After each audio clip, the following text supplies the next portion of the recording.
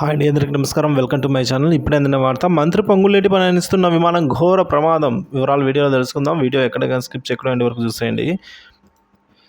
Video నచ్చినట్లయితే ఒక like చేయండి. ఇంకా సబ్స్క్రైబ్ చేసుకున్నట్లయితే మన ఛానల్ సబ్స్క్రైబ్ చేసుకున్న ద్వారా నేను చేసే ప్రతి ఒక్క వీడియో మీ వరకు రీచ్ అవుతుందండి.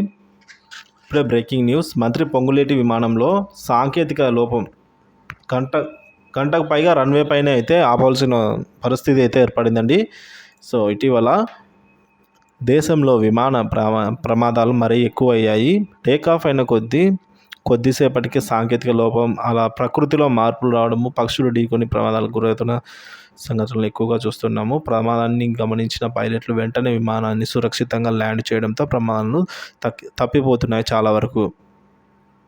ఇదిలా ఉండగా ఇటీవల కొన్ని సమయాల్లో ల్యాండింగ్ చేసే సమయంలో రన్వేపై కూడా ప్రమాదాలు జరుగుతున్న నేపథ్యము. సో తాజాగా తెలంగాణలో మంత్రి ఎమ్మెల్యే ప్రయాణిస్తున్న విమానంలో సాంకేతిక లోపం ఏర్పడి సుమారు గంట సేపు రన్వే పైనే ఆగిపోయిన సందర్భం అండి. సో నేతలతో పాటుగా ఇతర ప్రయాణికులు కూడా భయంతో వణికిపోయారు ఒకటే పారి. వివరాలు చూసుకున్నట్లయితే తెలంగాణ రెవెన్యూ మంత్రి పొంగులేటి శ్రీనివాసరెడ్డి ప్రయాణిస్తున్న విమానానికి సాంకేతిక లోపం తలెత్తడంతో గంటసేపు రన్వే పైన నిలిచిపోయింది. హైదరాబాద్ నుంచి కొచ్చిన్ వెళ్లాల్సిన ఇండిగో 6A6707 విమానం టేకాఫ్ ముందు ఈ సంఘటన జరిగింది.